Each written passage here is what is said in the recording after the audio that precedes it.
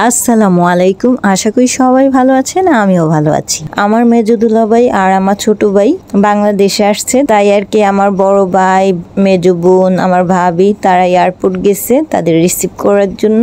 যেহেতু রাস্তাঘাটে তেমন জ্যাম ছিল না, তাই তারা অনেক শর্ট টাইমে এয়ারপোর্ট পৌঁছে গেছে।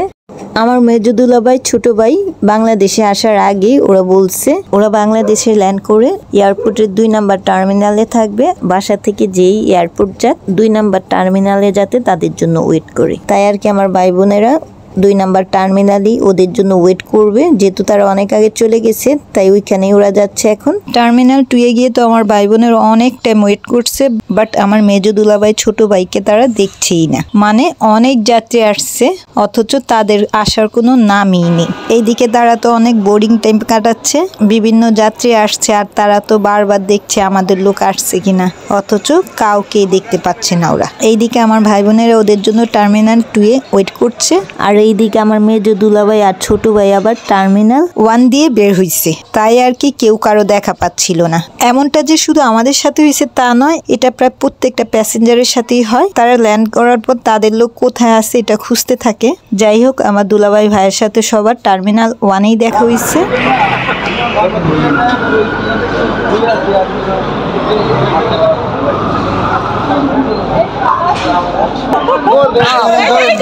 আর দেখার পর তো একজন আরেকজনের সাথে কোলাকুলি করছে।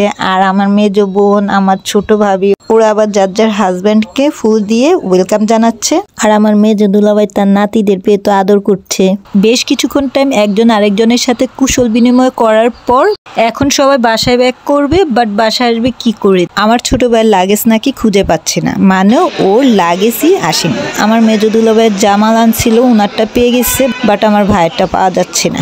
আর এটার জন্য তাদের প্রায় 1 আওয়ারের মতো ওয়েট করতে হয়েছে। এদিকে আমরা তো বাসায় সবাই টেনশনে পড়ে গেছি যে এত লেট হচ্ছে কেন আসতে। আমরা তো বাসা থেকে কিছুক্ষণ পর পরই ফোন দিচ্ছিলাম, পরে শুনে আমার ছোট ভাইয়ের লাগেজ নাকি পাচ্ছে না। এটা শুনে তো আমরা সবাই টেনশনে পড়ে গেছি যে লাগেজটা আদৌ পায় কিনা। তার মধ্যে আমার ভাই আবার লাগেজের মধ্যে ওর নাম, অ্যাড্রেস কিছুই লিখে নেই। এমনিতে ও আরো 2 কার্টন মাল যে আনছে ওইটা এসে পড়ছে, বাট লাগেজটাই আসছে না। আর লাগেজের মধ্যে যেহেতু নাম, অ্যাড্রেস কিছুই লেখা ছিল না, তাই আমরা তো মনে করছি ওইটা আর পাবেই না। বাট 1 আওয়ার পর ও লাগেজটা পাওয়া গেছে। অবশ্য লাগেজটা পেতে এত লেট হইতো না যদি লাগেজের উপরে ও নাম, অ্যাড্রেস লিখতো। যাই হোক, দুইজনেই যার যার মাল পেয়ে গেছে। এখন সবাই বাসায় ব্যাক করবে। এইদিকে আমার বোনেরা যখন এয়ারপোর্ট যাওয়ার জন্য বাসা থেকে বের হয়েছে, তার হাফ অ্যান আওয়ার পরই আমাদের এখানে প্রচন্ড বৃষ্টি শুরু হয়েছে। আমরা তো মনে করছি যে তারা বৃষ্টির মধ্যে ভিজে আসে কিনা, বাট ওরা আসার পথে হালকা ঝিরিঝিরি বৃষ্টি হয়েছে, তেমনটা বৃষ্টি হয়নি। আর বাসায় এসে যখন পৌঁছাইছে তখন কোনো বৃষ্টি ছিল না। আর এইদিকে আমরা তো সবাই ওয়েট করছিলাম যে এখন আসছে না কেন। আমরা তো বারবার রাস্তার দিকে তাকাচ্ছি, আবার রাস্তায় বের হচ্ছি, মানে ওরা কখন আসবে এর জন্য আমরা ওয়েট করছিলাম। যেহেতু রাস্তায় তেমন জ্যাম ছিল না, তাই ওরা খুবই শর্ট টাইমে যেমন যেতে পারছে তেমন আসতেও পারছে। আর যেহেতু আমাদের এলাকায় এত বড় গাড়ি আসবে না, তাই ওদের আবার মেন রোডে নেমে ওইখান থেকে সিএনজি রিক্সা যেটাই পাইছে ওইগুলোতে চড়ে দেন বাসায় আসছে। আর বাসায় আসতে আসতে ওদের প্রায় রাত 1টা বেজে গেছে। আমার দুলাভাই ভাই ওরা আসবে বলে আমার সেজো বোনের হাজবেন্ড ওরা ওদের সাথে দেখা করার জন্য বাসায় যাচ্ছিল না। আসসালামু আলাইকুম দুলাভাই। যদি অনেক রাত হয়ে গেছে তবু ওরা আমাদের বাসায় ছিল। সেজো দুলাভাইয়ের যেহেতু পরের দিন অফিস আছে, তাই দুলাভাইকে বললাম যে কালকে এসে ওদের সাথে দেখা করে এখন না হলে চলে যান। দুলাভাই বলল যে না, ওদের সাথে দেখা করেই তারপর যাব। আর এইদিকে আমার মেজো দুলাভাই আমার ছোট ভাইয়ের সব মাল আমাদের বাসাতে এখন রাখছে। যেহেতু আমার মেজো বোনেরা আজকে খুব টায়ার্ড, আবার তাদের বাসা হয়েছে 3 তলায়, তাই ওদের প্যাকেটগুলো আজকে আর তাদের বাসায় নিবে না, কালকে সকালবেলা ওদেরগুলো নিয়ে যাবে। তাই আর কি ওদের প্যাকেটগুলো আমাদের বাসাতেই রাখছে। আমার মেজো দুলাভাই আমার ভাইকে আনতে গিয়ে আমার বড় ভাইয়ের যেহেতু অনেক লেট হয়ে গেছে, তাই আমার ভাই আর আমাদের বাসায় এখন আর বসবে না। তার মধ্যে আবার পরের দিন আমার নিসের হাজবেন্ড আবার জার্মান চলে যাবে, অর্থাৎ আমার বড় ভাইয়ের একমাত্র মেয়ের হাজবেন্ড। কিছুদিন আগে যার বিয়ে হয়েছিল ওর হাজবেন্ড আবার জার্মান চলে যাবে, যার কারণে পরের দিন আমার ভাইয়ের আবার এয়ারপোর্ট যেতে হবে। তাই আর কি আমাদের বাসায় আর আমার ভাই বসলো না। তার মধ্যে আবার লেট নাইটও হয়ে গেছে, তাই আমার ভাই চলে গেল। আমার ভাইকে আবার এগিয়ে দেওয়ার জন্য আমার সেজো বোনের হাজবেন্ড গেল, যেহেতু রাস্তা দিয়ে একা যাবে, আবার অনেক রাতও হয়ে গেছে, তাই আমার সেজো দুলাভাই আর কি আমার ভাইকে একটু এগিয়ে দিয়ে আসতে গেছে। আর এইদিকে আমার নিচের বড় ছেলে বলছে ওর আপিদের নাকি অযথা ফুল দিয়ে দেওয়া হয়েছে, কারণ তারা নাকি তাদের হাজবেন্ডদের ফুল দিয়ে ঠিকঠাক ভাবে ওয়েলকাম করতে পারে নাই। আর এটা নিয়ে আবার আমরা কিছুক্ষণ হাসাহাসি করছিলাম। এইদিকে আমার মেজো দুলাভাই আমার ভাই যেই গোলগুলো আনছে ওগুলো আমার ভাই আবার আমার বোনদের বুঝাই দিচ্ছিল, সাথে প্রত্যেকটা গোল্ডের গহনার পেপারগুলো বুঝাই দিচ্ছিল। আমার ভাই এয়ারপোর্টে এসে গোল্ডের বক্সটা আবার আমার মেজো বোনের কাছে দিয়ে দিছে ওর কাছে রাখার জন্য। এখন বাসায় এসে আমার মেজো বোন আবার বক্সটা আমার ভাইয়ের কাছে দিল। আমার ভাই এখন সবগুলো গোল্ড বুঝাই দিবে বোনদের কাছে, যে যে গোল্ডের জিনিস আনতে দিছে তার কাছে তারগুলো বুঝাই দিচ্ছে।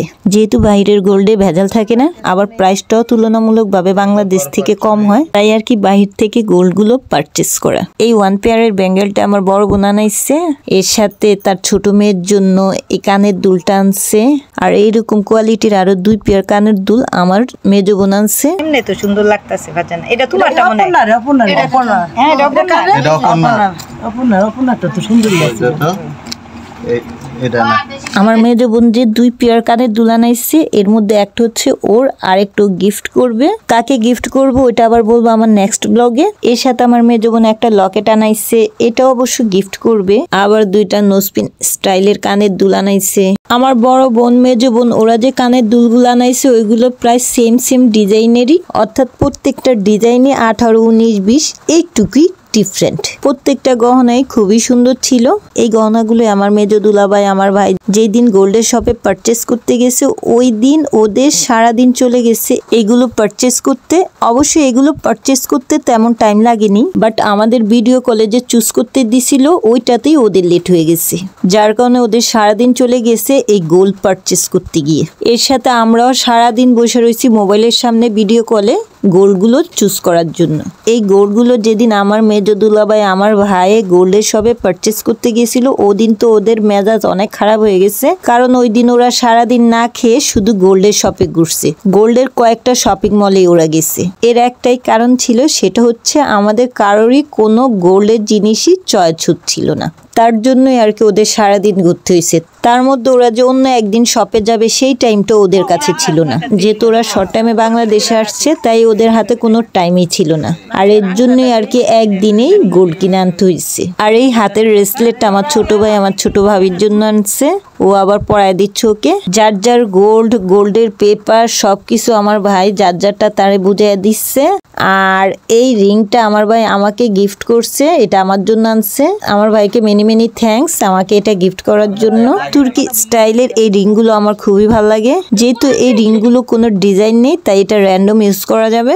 নয়তোবা আমি যে অন্যান্য গোল্ডের রিংগুলো পরি ওইগুলো কিছুদিন পরই ময়লা আটকে যায়, যার কারণে খুলে রাখতে হয়, রেগুলার ইউজও করা যায় না। যেহেতু আমার অর্নামেন্টস পরে থাকতে অলওয়েজ ভালো লাগে, তাই আমার ছোট ভাইয়ের গিফট করা রিংটা আমি সাথে আমার ফিঙ্গারে পরে ফেললাম। এই নোসপিন স্টাইলের কানের দুল 2টা আমার মেজো বোন আনাইছে, আর এই নোসপিনটা আমি আনাইছি আমার ছোট ভাবিকে গিফট করার জন্য। এদিকে আমার বড় বোন তার ব্যাঙ্গেলগুলো পরে দেখছে ঠিকঠাক আছে কিনা, একেবারে পারফেক্ট হয়েছে। এই তো আমার ভাই দুলাভাই কিভাবে আসলো, গোল্ডের কি নিয়ে আসলো সেটা আপনাদের সাথে শেয়ার করলাম। আজকের জন্য বিদায় নিচ্ছি। ভালো লাগলে আমাকে লাইক, শেয়ার, কমেন্ট, সাবস্ক্রাইব করে সাপোর্ট করবেন। চোখ রাখবেন আমার চ্যানেলে নেক্সট ভিডিও দেখার জন্য। ধন্যবাদ সবাইকে। আল্লাহ হাফিজ।